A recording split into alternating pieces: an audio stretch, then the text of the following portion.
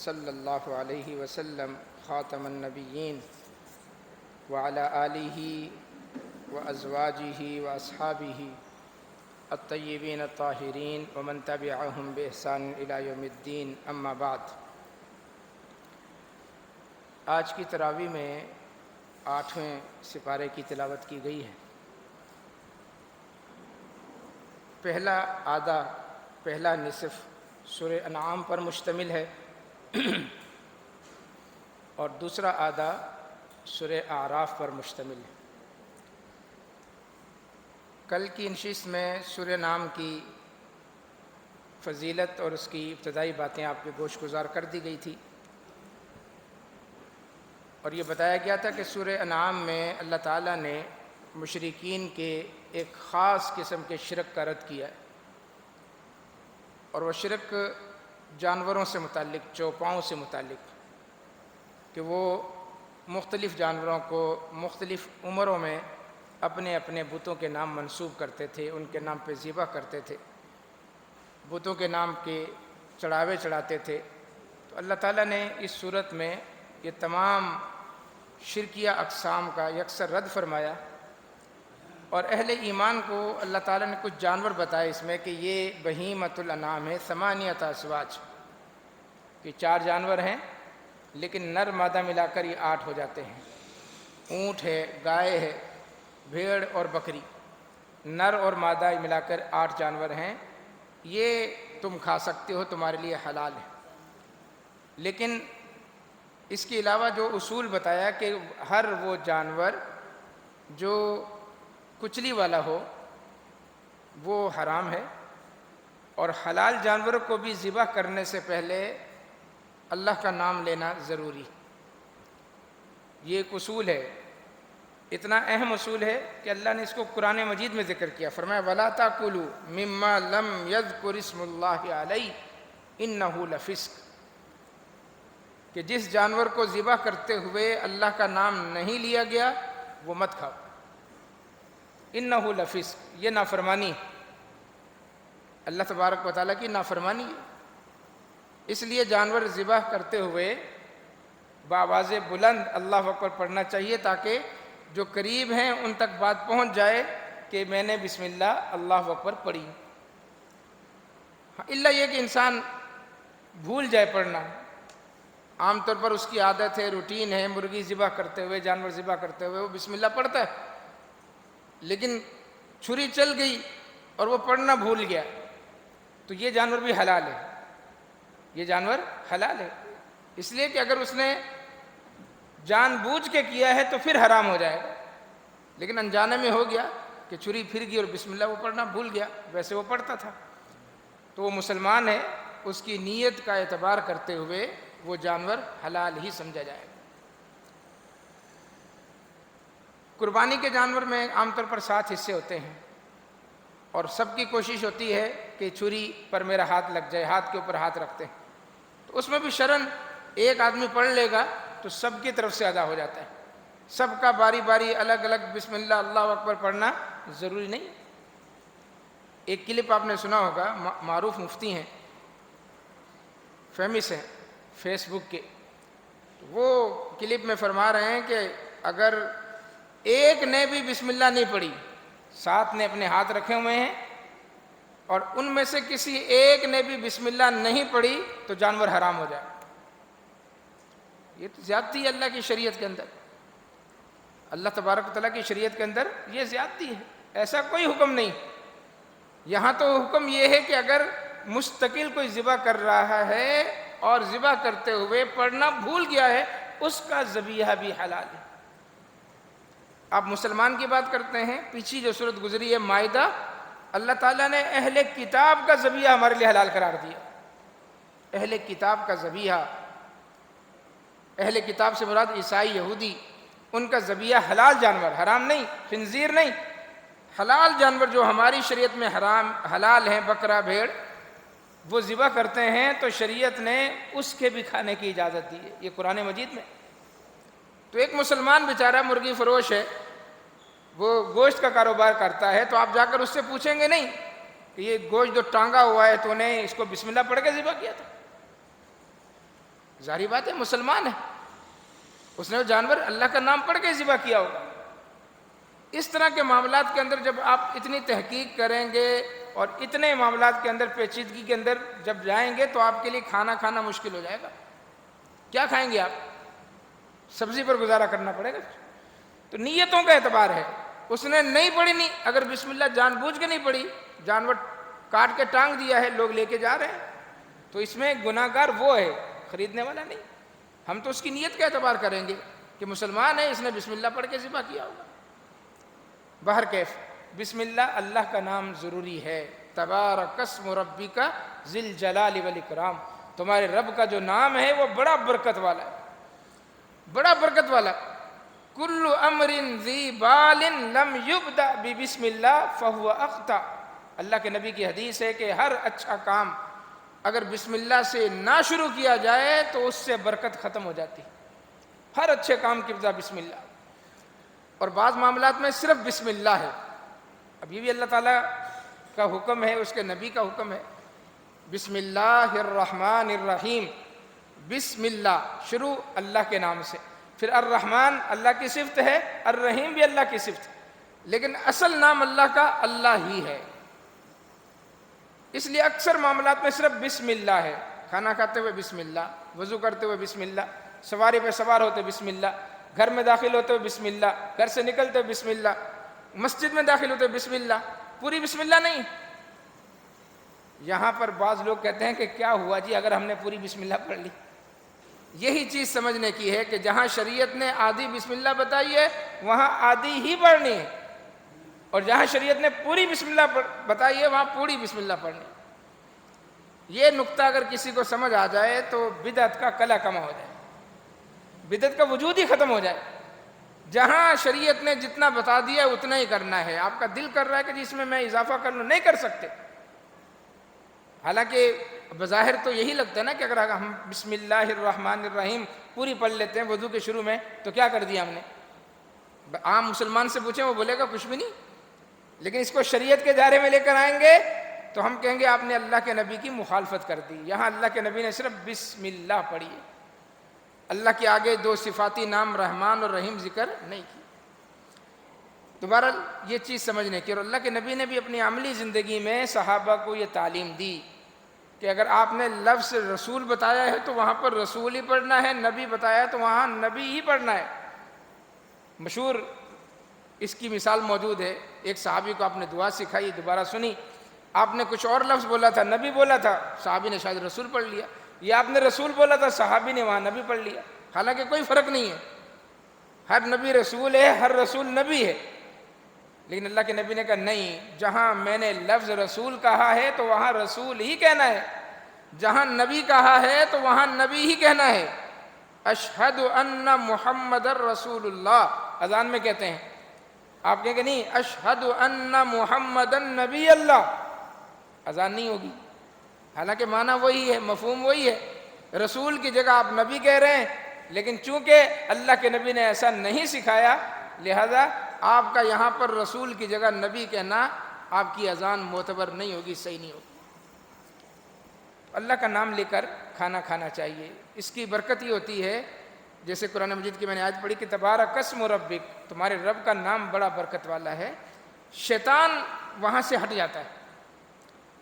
ایک سفر میں اللہ کے نبی صلی اللہ علیہ وسلم تھے، ایک جگہ آپ نے پڑاؤ کیا، اور آپ کی عادت تھی کہ پڑاؤ ہمیشہ کھانا کھانے کے لیے یا نماز پڑھنے کے لیے اللہ کے نبی کرتے تھے، تو وہاں پڑاؤ کیا، نماز بھی پڑھی، اور اس کے بعد دسترخوان لگا دیا گیا سفر میں کہ جو کھانا ہے وہ سب اپنا اپنا لے کے آتے، کسی کے پاس کھجور، کسی کے پاس پنیر، کسی کے پاس سوکھی روٹی کے ٹکڑے، آ کر وہاں دسترخوان پہ ہر کوئی ڈال دیتا، پھر سارے مسافر جتنے بھی ہوتے بیٹھ جاتے اور کھانا شروع کرتے۔ تو ابھی دسترخوان لگا ہے، اس پر کسی نے پنیر، کسی نے روٹی وغیرہ لا کے رکھی ہے کہ اچانک قریب کی ایک بستی سے کچھ بچے بھاگتے ہوئے آئے۔ بچوں کی عادت ہوتی ہے، آپ ادھر تھر کی طرف چلے جائیں جہاں غربت ہوتی ہے، آپ کی گاڑی جائے گی تو بچے پیچھے بھاگیں ہوئے، ان کو یہ ہوتا ہے کہ یہ کراچی سے آئے ہیں، کچھ لائے ہوں گے ہمارے لیے۔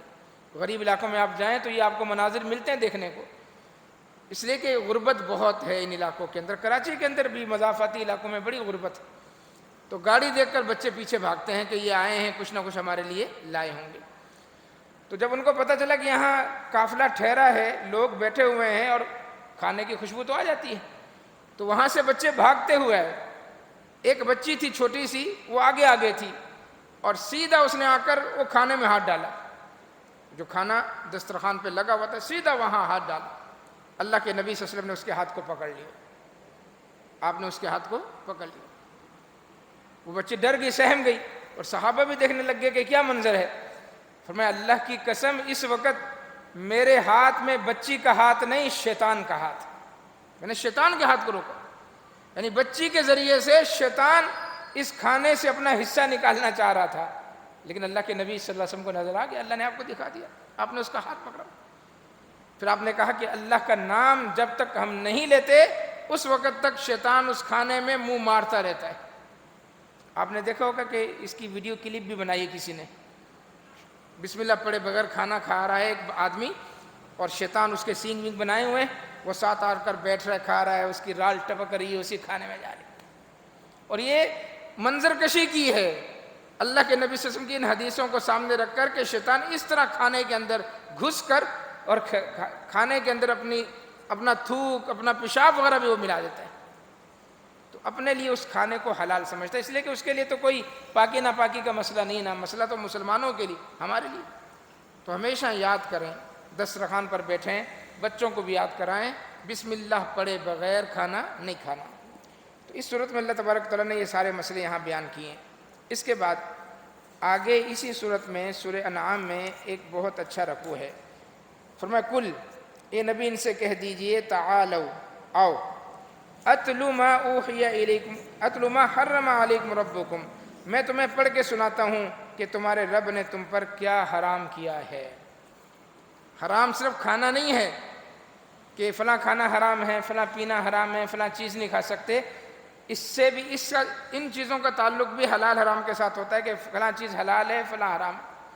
اس کے علاوہ بھی اللہ نے بہت سارے کام حرام کیے ہیں، بہت سارے کام حرام کیے ہیں، وہ کیا ہے؟ وہ کام کیا ہیں؟ قل تعالوا اتل ما حرم ربکم، آؤ میں تمہیں پڑھ کے سناتا ہوں کہ تمہارے رب نے تم پر کیا حرام کیا ہے۔ نمبر 1، اللہ تشرکوا بہ شیئا، شرک حرام ہے، شرک حرام ہے۔ کھانے پینے پر توجہ ہے، یہ مکروہ ہے، یہ مکروہ تحریمی ہے، یہ مکروہ تنزیہی ہے، بال کی بھی کھال اتارنے کے لگے ہوئے ہیں فقیہ حضرات، اور ادھر پتہ نہیں قبر پر سجدہ حرام ہے، غیر اللہ کو مدد کے لیے پکارنا حرام ہے، وہ حرام ہے، شرک ہے، اس کا ارتکاب ہو رہا ہے۔ اور جانور کے قریب بیٹھے ہوئے ہیں کہ جانور کی اوجڑی بھی حرام ہے، یہ آنتے بھی حرام ہیں۔ تو حرام صرف جانور نہیں ہے، حرام کچھ کام بھی ہیں، اور امت کثرت کے ساتھ ایسے حرام کاموں کے اندر ملوث ہے۔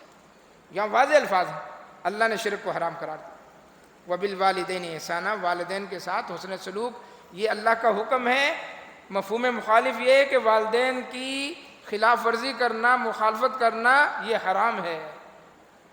شرک کے بعد دوسرا بڑا گناہ ہے، توحید کے بعد والدین کے ساتھ حسن سلوک کرنا دوسرا بڑا نیکی کا کام ہے، لیکن ہم سمجھتے ہیں دوستوں کے ساتھ بیٹھنا زیادہ نیکی کا کام ہے، باہر گپے مارنا زیادہ نیکی کا کام ہے، والد صاحب کی خدمت نہ کرنا، والدہ کا حال نہ پوچھنا، ان کے ساتھ نہ بیٹھنا، یہ ہمارے لیے تھوڑی ہے، ہمارے بچے کریں گے خدمت۔ والدین کی خدمت کرنا، والدین کے ساتھ حسن سلوک کرنا، یہ اللہ کا حکم ہے۔ اس کے بعد فرمایا وَلَا تَقْتُلُوا أَوْلَادَكُم مِّنْ إِمْلَاقٍ، اپنی اولاد کو مفلسی کے ڈر سے مت مارو، مت مارو۔ تمہیں اللہ دے رہا نَحْنُ نَرْزُقُكُمْ وَإِيَّاهُمْ، تمہیں کس نے پیدا کیا؟ اللہ نے۔ اتنا بڑا کس نے کیا؟ اللہ نے۔ تمہاری شادی کس نے کرائی؟ اللہ نے۔ اب آگے تم ڈر رہے ہو کہ آگے اولاد ہوگی تو کھائے گا کہاں سے؟ جہاں سے تم نے کھایا وہ بھی کھا لے گا، وہ اپنا رزق لے کر آئے گا۔ لیکن نہیں جی، بچے دو ہی اچھے، چھوٹا خاندان، زندگی آسان۔ کیا اس کا نتیجہ نکلا؟ اللہ تعالیٰ اور شریعت کے مخالف یہ کام کیا؟ یہ کب سے ہم نعرے سن رہے ہیں، اتنے تو چھوٹے چھوٹے تھے ہم، جب سے سن رہے ہیں بچے دو ہی اچھے، بچے دو ہی اچھے۔ پاکستان کی آبادی 24 کروڑ ہوگی، 24 کروڑ ہوگی۔ بتائیں، مہنگائی بڑی ہے لیکن کسی چیز کا کال پڑا ہے؟ آٹا چور، چینی چور، یا اصطلاحیں آج کے دور میں مشہور ہوئی ہیں، چینی کی کوئی کمی نہیں، وافر مقدار میں گنا ہو رہا ہے، وافر مقدار میں گندم ہو رہا ہے، وافر مقدار میں دالیں آ رہی ہیں، لیکن یہ بڑے بڑے پیٹ والے حرام خور جو ہے نا، یہ ذخیرہ اندوز، چینی کہاں سے کہاں پہنچا دی، آٹا کہاں سے کہاں، حالانکہ کمی کسی چیز کی نہیں ہے، نہ پانی کی کمی ہے، پیٹرول ادھر اتنا پیٹرول ہے یہ بلوچستان کے اندر کہ خود بخود نکل رہا ہے، لیکن استعماری طاقتوں نے مجبور کیا ہوا ہے کہ آپ بلوچستان سے پیٹرول نہیں نکال سکتے۔ پتہ نہیں کون سی گورنمنٹ آئے گی، کون سا ہمارا ایسا لیڈر آئے گا بہادر جو کہے گا کہ نہیں ہماری زمین ہے، ہم یہاں سے پیٹرول نکالیں گے، ڈیزل نکالیں گے۔ بلوچستان میں اپنی آنکھوں سے میں دیکھ کر آیا ہوں کہ ایسے خود بخود جیسے پانی کا چشمہ نکلتا ہے ایسے پیٹرول اور ڈیزل نکل رہا ہے، لیکن وہاں سے نکالنے کی اجازت نہیں ہے۔ پتہ نہیں کیا مجبوریاں ہیں اس سلسلے میں، کیا گرفتیں لگی ہوئی ہیں، کیا پابندیاں لگی ہوئی ہیں کہ نکال نہیں سکتے۔ تو کسی چیز کی کمی نہیں ہے، اللہ تبارک و تعالیٰ دے رہا وافر مقدار میں، لیکن جب نیتوں کے اندر فتور آتا ہے، نیتیں خراب ہوتی ہیں، انسان غلام بن جاتا ہے، تو پھر ہر چیز کی کمی محسوس ہوتی ہے۔ تو فرمایا ہم تمہیں بھی دے رہے ہیں، تمہاری اولاد کو بھی دیں گے، مفلسی کے ڈر سے بچوں کو قتل نہ کرو۔ وَلَا تَقْرَبُوا الْفَوَاحِشَ مَا ظَهَرَ مِنْهَا وَمَا بَطَنَ، کوئی برائی ظاہری برائی ہو اس کے قریب بھی نہ جاؤ، باطنی برائی ہو اس کے قریب بھی نہ جاؤ۔ ظاہری برائی جو ظاہری برائیاں نظر آ رہی ہیں، باطنی کمرے میں جا کر مت سمجھو کہ ہم سب سے چھپ گئے ہیں، اب جو چاہے دیکھیں جو چاہے کریں، اب دیواروں کے اس پردے کے اوٹ میں ہمیں کوئی نہیں دیکھ رہا۔ اللہ کہہ رہا ہے ظاہری برائی سے تم بچے ہو، باطنی برائی سے بھی اپنے آپ کو بچاؤ۔ وَلَا تَقْتُلُوا النَّفْسَ الَّتِي حَرَّمَ اللَّهُ إِلَّا بِالْحَقِّ، اور کسی نفس کو ناحق قتل نہ کرو۔ ذَلِكُمْ وَصَّاكُمْ بِهِ لَعَلَّكُمْ تَعْقِلُونَ۔ وَلَا تَقْرَبُوا مَالَ الْيَتِيمِ، یتیم کے مال کے قریب بھی نہ جاؤ۔ کھانا تو دور کی بات ہے، استعمال کرنا تو دور کی بات ہے، قریب بھی نہ جاؤ۔ یہ آیت نازل ہوئی نا، صحابہ جن کے گھروں میں کچھ یتیم بچے پل رہے تھے انہوں نے ہنڈیاں تک الگ کر دی، ہنڈیاں الگ کر دی، ایک بچے اس کے لیے الگ سے کھانا پکڑائے، الگ سے روٹی پکڑی، اپنے کھانے جدا کر دیے کہ اس کا مال میرے مال کے ساتھ گڈ مڈ ہو گیا تو معاملہ خراب ہے، اس قدر مشقت کے اندر پڑ گئے۔ اور جب اس بات کا علم اللہ کے نبی صلی اللہ علیہ وسلم کو ہوا تو اللہ کے نبی نے کہا یہ مقصد نہیں ہے، اس کا یہ مطلب نہیں ہے کہ آپ ہانڈیاں الگ کر دو اور اس قدر احتیاط کرو، اس کا مطلب یہ ہے کہ اس کے مال کو اپنا مال سمجھ کے مت کھاؤ، بس اپنا مال سمجھ کے اس پہ تصرف نہ کرو، اس پہ تصرف اتنا ہے کہ اس کے مال کو اسی کے لیے خرچ کرنا ہے بس۔ حتی یبلغ اشدہ وأوفوا الکیل والمیزان بالقسط، اللہ کہہ رہا ہے کہ یہ بھی حرام ہے کہ تم ناپ تول میں کمی کرو۔ ناپ تول میں ایک چھٹانگ کی کمی کر کے فروٹ والا، سبزی والا یا اناج والا جو کمائے گا وہ حرام ہے، ایک چھٹانگ کی کمی بھی اس کے لیے حرام ہے، یا اللہ نے حرام قرار دیا۔ لیکن آپ دیکھ لیں یہ چور بازاری عام ہے، اب تو سوشل میڈیا کا دور ہے، لوگوں کے پاس موبائل ہیں، ان میں کیمرے ہیں، لوگ بنا لیتے ہیں۔ یہ دیکھیں کس طرح ڈنڈی مار رہا ہے، کس طرح صحیح وہاں سے آدمی نے پھل نکال کر دیے اور اس کے پاس نیچے تھیلیاں پڑی ہوئی پہلے سے پک کردہ، اس کے اندر مکس فروٹ ہے، وہ اس کی دی ہوئی تھیلی نیچے رکھتا ہے وہاں نیچے سے اٹھا کر۔ یہ دو نمبری کب تک چلے گی؟ یہ چال بازی کب تک چلے گی؟ اس سے کتنا کما لو گے، کتنا بڑا بنگلہ بنا لو گے؟ حد ہے۔ ان دو نمبریوں کے ساتھ انسان اللہ تبارک و تعالیٰ کو بھی دھوکہ دے لے گا۔ انسان کو تو دے لیا کہ وہ سامنے تھا، اس کو نظر نہیں آیا، تم نے یہاں پیچھے کیا کمال کیا ہے، ہاتھ کی کیا صفائی دکھائی، اللہ تو دیکھ رہا ہے نا۔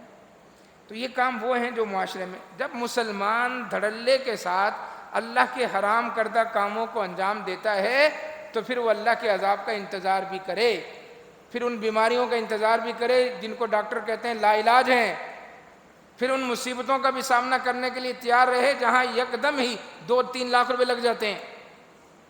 کمائے تو تم نے 10-10 20-20 کر کے حرام ہے، لیکن ایک دم سے اللہ تعالیٰ ایک جھٹکے میں سارا نکال دیتا ہے۔ اس لیے اللہ سے عافیت مانگیں، تھوڑے پہ گزارا کریں، حلال پہ گزارا کریں، صحیح طریقے سے کمائیں، اور ان جو غیر شرعی امور ہیں ان سے اپنے آپ کو بچا کر رکھیں۔ اس کے بعد سورہ اعراف ہے جس کا ابتدائی حصہ یعنی آدھا سپارہ پڑھا گیا۔ یہ بھی ان 7 صورتوں میں سے ہے جس کی فضیلت میں آپ کے سامنے بیان کر چکا کہ جو شخص یہ 7 صورتیں پڑھ لے، یاد کر لے، سمجھ لے، اللہ کے نبی فرماتے ہیں فقد حبرن، وہ بہت بڑا عالم ہے۔ یہی ابتدائی 7 صورتیں سورہ بقرہ، آل عمران، نساء، مائدہ، انعام اور اعراف، اعراف کے بعد سورہ توبہ۔ اعراف کا مطلب ہے اونچی جگہ. اعراف کا مطلب کیا ہے؟ اونچی جگہ. جنت اور جہنم کے درمیان میں اللہ نے ایک جگہ بنائی جن کی نیکیاں اور گناہ برابر ہو جائیں گے. اللہ اکبر. یہ اللہ کا انصاف دیکھیں. اللہ تبارک و تعالیٰ کتنا انصاف پرور ہے، انصاف پسند ہے. اللہ تبارک و تعالیٰ چاہے تو اپنی رحمت سے بھی ان کو جنت میں بھیج سکتا ہے، لیکن اللہ رحمت وہاں کرتا ہے جہاں اللہ تبارک و تعالیٰ کو نظر آتا ہے کہ یہ میری رحمت کا مستحق ہے. اور جہاں اللہ کی رحمت نظر نہیں آنی لیکن نیکیاں تو ہیں اس کی، وہاں اللہ ظلم نہیں کرے گا. یہ رحمت کا مستحق نہیں ہے تو اس پر رحمت نہیں کرنی، نیکیاں دیکھنی اس کی. اب نیکیاں تولی جا رہی ہیں، برائی بھی تولی جا رہی ہیں، برابر آ گئی. اللہ تعالیٰ نے جو میزان بنایا ہوا ہے وہ پلڑے ہیں اس کے دو، درمیان میں کانٹا ہے جس کو لسان کہتے ہیں. فرمایا وہ ذرا سا فرق ظاہر کرے گا، ایک نیکی کا اور ایک بدی کا فرق بھی بتائے گا. اب نیکیاں اور گناہ برابر ہیں، اللہ اٹھا کے اعراف میں ان کو رکھ دے گا. ادھر جنت دیکھیں گے، ادھر جہنم دیکھیں گے. دائیں طرف ان کے جنت ہوگی، بائیں طرف جہنم ہوگی. جنت کو دیکھ کر جنتی اس سے کہیں گے کچھ ہمیں کھلا پلا دو. اللہ سے دعا کریں گے اللہ یہاں بھیج دے، اللہ قبول نہیں کرے گا. جہنم کی طرف دیکھیں گے، وہاں لوگ سڑ رہے ہیں، گل رہے ہیں، چیخا پکار کر رہے ہیں، اللہ کی پناہ مانگیں گے. اب یہ کتنے عرصے تک اللہ ان کو گویا ٹانگ کے رکھے گا؟ یہ اللہ کی مرضی ہے، یہ اللہ کی مرضی ہے. اس میں بہت بڑا سبق ہے میرے بھائیوں کہ ہم ہمیشہ کوشش کریں کہ نیکیوں کا جو ہمارا ریشو ہے وہ زیادہ ہو، گناہ کم سے کم. ادھر نیکیاں بھی کر رہے ہیں، ادھر گناہ بھی کر رہے ہیں، ہمیں پتہ ہی نہیں ہے نیکیاں کتنی ہیں، ہماری گناہ کتنی ہیں. یہ تو کل قیامت کے دن ہم تلیں گے. اگر بدی زیادہ ہو گئی، برائیاں زیادہ ہو گئی تو بھی مارے گئے، برائی برابر آ گئی تو بھی مارے گئے. برائی کو کم کرنا ہے، برے کاموں کو کم سے کم کریں، وہ اسباب اختیار کریں جس سے یہ برائیاں مٹتی چلی جائیں. نیکی بڑھائیں، نیکی بڑھائیں. تو اللہ تبارک و تعالیٰ ان کو اصحاب الاعراف بنا کر وہاں رکھ دے گا. اور پھر اللہ کی مرضی ہے اللہ تبارک و تعالیٰ کب ان کو جنت میں بھیجتا ہے، بھیجے گا ضرور، لیکن اب یہ کتنے عرصے تک وہاں ٹنگے رہتے ہیں اور کتنے عرصے تک اس اذیت میں مبتلا رہتے ہیں یہ اللہ تعالیٰ ہی بہتر جانتا ہے. یعنی اعراف جو ہے وہ خیر کی جگہ کا نام نہیں ہے، نہ ہی شر کی جگہ کا نام ہے، بلکہ ایسی جگہ جہاں پر دونوں نظارے نظر آ رہے ہوں گے اور انسان وہاں دیکھ کر کانپ رہا ہوگا کہ کہیں میں ادھر نہ چلا جاؤں، کہیں میں ادھر نہ چلا جاؤں. اس صورت میں اللہ تعالیٰ نے شروع ہی میں سیدنا آدم علیہ السلام کا قصہ بیان کیا ہے کہ ان کو اللہ نے پیدا کیا، جنت میں رکھا، پھر ان سے وہ کام ہو گیا جو اللہ نے منع کیا تھا، چلے گئے، وہ درخت کھا لیا، اللہ نے اما ہوا سمیت جنت سے نکال دیا. پھر اس کے بعد اللہ تعالیٰ نے یہاں پر 4 مرتبہ یا بنی آدم، اے آدم کے بیٹو. پورے قرآن مجید میں 5 جگہ اللہ نے یہ خطاب کیا ہے، 5 جگہ، ایک سورہ یاسین میں اور 4 جگہ یہاں پر اکٹھا یا بنی آدم، یا بنی آدم، یا بنی آدم. اور جو سب سے اہم پوائنٹ ہے وہ یہ کہ یا بنی آدم لا یفتننکم الشیطان، اے آدم کی اولاد کہیں شیطان تمہیں فتنے میں نہ ڈال دے. کیسا فتنہ؟ کما اخرج ابویکم من الجنہ، جس فتنے کے اندر مبتلا کر کے اس نے تمہارے ماں باپ کو جنت سے نکال دیا تھا. جنت سے کیسے نکالا تھا؟ جنت سے نکالنے کے لیے شیطان نے ایک روپ دھارا. شیطان کو اس وقت اجازت تھی، یہ شیطان کا سب سے پہلا روپ تھا انسان کو بہکانے کے لیے. حدیث کے اندر ہے کہ لمبا اس نے چوگا پہنا، ہاتھ میں تسبیح پکڑی اور نورانی لباس، نورانی چہرہ، سراپا نور بن کر وہ جنت میں پہنچ گیا. وَقَاسَمَهُمَا إِنِّي لَكُمَا لَمِنَ النَّاصِحِينَ. ایک تو روپ نورانی دھارا، دوسرا قسم پہ قسم، اللہ کی قسم، اللہ کی قسم، اللہ کی قسم، قسمیں کھا کھا کر آدم اور حوا کو باور کرانے کی کوشش کی کہ میں تمہارا خیر خواہ ہوں. دیکھ نہیں رہے، میری داڑھی نہیں دیکھ رہے، میں تمہارا خیر خواہ ہوں، اللہ کی قسم تمہارا خیر خواہ. آہستہ آہستہ آہستہ آہستہ اس درخت کے قریب لے گیا اور کہا پتہ ہے اللہ نے کیوں منع کیا؟ اللہ کا حکم تھا. یہ چیز تو ہمیں بھی سوچنی چاہیے نا کہ جس کام سے اللہ نے منع کر دیا وہ حرام، ختم. اللہ نے کیوں منع کیا، کیسے منع کیا، آخر کیا ہے؟ یہ سارے شیطانی ہتھ کنڈے ہوتے ہیں. تو شیطان نے کہا کہ پتہ اس درخت سے، درخت کیا تھا کوئی پتہ نہیں، اسرائیلی روایات ہیں، گندم تھا، سیب تھا، فلاں تھا، فلاں تھا، کچھ بھی نہیں. اللہ تعالیٰ نے اس درخت سے اس لیے منع کیا ہے کہ آدم اگر آپ نے اس کا پھل کھا لیا نا، آپ نے اگر یہ پھل کھا لیا تو آپ ہمیشہ ہمیشہ کے جنتی بن جائیں گے، کبھی جنت سے نہیں نکل سکیں گے، اس لیے تمہارے رب نے تمہیں اس درخت کے کھانے سے منع کیا۔ اب دیکھیں معاملہ کتنا الٹا تھا، اللہ تعالیٰ نے ہمیشہ کے لیے آدم کو جنت میں ہی بھیجا تھا، بس ایک کام نہیں کرنا تھا، لیکن شیطان نے بالکل الٹا کر کے وہ معاملہ آدم کے سامنے رکھ دیا کہ یہ درخت بڑا مبارک درخت، پاکیزہ درخت، اتنا طاقتور درخت کہ اگر تم نے کھا لیا تم جنتی بن جاؤ گے، ہمیشہ کے لیے کبھی نہیں نکل سکو گے۔ حالانکہ کیا تھا کہ اگر آدم وہ کھائیں گے تو جنت سے نکل جائیں گے۔ یہ شیطان کرتا ہے، اور اس چیز کو سمجھنے کے لیے ہم تیار نہیں، ہمارا نوجوان اس چیز کو سمجھنے کے لیے تیار نہیں۔ شیطان آپ کو ڈرائے گا نہیں، شیطان سبز باغ دکھائے گا، سبز باغ، ادھر آ جاؤ ادھر آ جاؤ، یہاں بڑی خوشحالی بڑی ہریالی، یعنی سبز باغ دکھا کر، سہانا مستقبل اس کے خواب دکھا کر آپ کو اپنی طرف آئے گا۔ اور شیطان آپ کو ہاتھ سے نہیں پکڑے گا کبھی، نہ پیچھے سے آ کے ڈنڈا مارے گا کہ آپ کو ہانک کر لے کر جائے۔ شیطان بس آگے ہو کر آپ کو کہے گا آ جائیں، تشریف لائیں، بس راستہ ہموار کرے گا، راستہ صاف کرے گا آپ کے لیے کہ آپ آئیں راستے پر، اور انسان پھر اس راستے پر چل نکلتا ہے۔ تو لا یفتننکم الشیطان، اے آدم کی اولاد، کہیں شیطان تمہیں فتنے میں نہ ڈال دے، کما اخرج ابویکم من الجنہ، جس طرح اس نے تمہارے ماں باپ کو جنت سے نکالا، ینزع عنہما لباسہما، شیطان تمہارا لباس اتارنے کی کوشش کرے گا۔ آدم کا لباس جنت میں اتارا ہے، اور یہاں فیشن کے نام پر تمہیں بے لباس کرنے کی کوشش کرے گا۔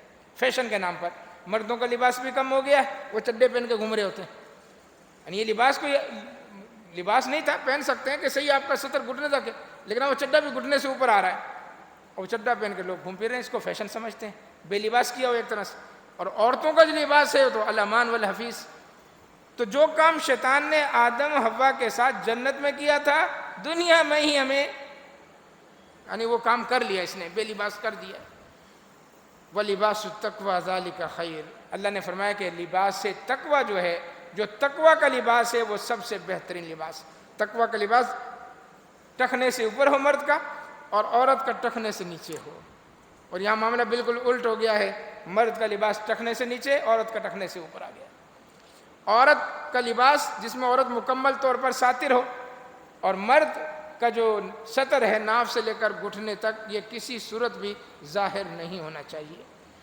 اور اللہ تعالیٰ کا ایک حکم اور بھی ہے کہ یا بنی آدم خذوا زینتکم عند کل مسجد، اے آدم کے بیٹو جب مسجد آؤ تو زینت اختیار کر کے آؤ۔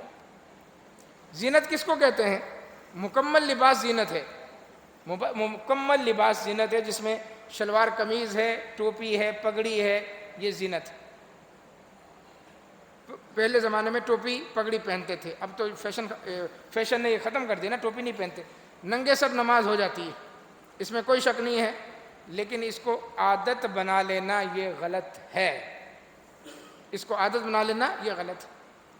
اللہ کے نبی نے کبھی ننگے سر نماز نہیں پڑھی۔ جو کہتے ہیں نا ننگے سر سنت ہے، سنت نہیں ہے، یہ بات بھی یاد رکھ لیں، ننگے سر نماز پڑھنا سنت نہیں ہے، ننگے سر نماز ہو جاتی ہے، دونوں جملے یاد رکھیں۔ ننگے سر نماز اس وقت سنت ہوتی کہ اللہ کے نبی نے خود پڑھی ہوتی، پھر ہم کہتے ہیں ننگے سر سنت ہے، تو ننگے سر نماز پڑھنا سنت نہیں ہے۔ ہاں ننگے سر نماز ہو جاتی ہے، اس لیے کہ اللہ کے نبی کے زمانے میں بعض صحابہ نے ننگے سر نماز پڑھی، اس لیے کہ ان کے پاس لباس نہیں تھا۔ واضح حدیث ہے، اللہ کے نبی صلی اللہ علیہ وسلم کے زمانے میں ایک ہی چادر ہوتی تھی انسان کے پاس، جس میں سے آدھی چادر نیچے تہبند کے طور پر اور آدھی چادر وہ اپنے شولڈر پر ڈال لیتا تھا، اور سر پہ ڈالنے کی نوبت نہیں آتی تھی، نماز ہو جاتی تھی۔ اللہ تعالیٰ نے آپ کو بہت دیا ہے، وافر مقدار میں دیا ہے۔ چائنا کی ٹوپی 50 روپے کی ملتی ہے، 50 روپے کی ٹوپی ہے، وہ نہیں ہم خرید سکتے کہ کم از کم جیب میں رکھیں اور نماز کے وقت اپنے سر پہ اوڑھ لیں۔ اور دوسرے جو مسلک والے ہیں انہوں نے ٹوپی پر اتنا تشدد کیا کہ پلاسٹک کی ٹوپیاں، ٹوکری جس میں سبزی لیا کرتے ہیں، وہ ٹوکریاں رکھ دی ہیں مسجدوں کے اندر، جس ٹوکری کو اپنے سر پہ رکھ کر وہ باہر جاتے ہوئے شرم محسوس کرتے ہیں۔ اگر باہر نکل آئیں تو لوگ یاد دلاتے ہیں وہ کیا پہنا ہوا ہے، شرم آتی ہے، پھر فوراً اتارتا ہے کہ یہ میں کیا پہن کے آ گیا۔ اللہ کے بندے یہ ٹوکری پہن کے اللہ کے سامنے کھڑا تھا، اس وقت شرم نہیں آئی؟ باہر نکلتے ہوئے شرم آ رہی ہے۔ تو یہ بھی حد سے زیادہ تجاوز ہے۔ ٹوپی یہ لباس کا حصہ ہے۔ 3 پیس کس کو کہتے ہیں؟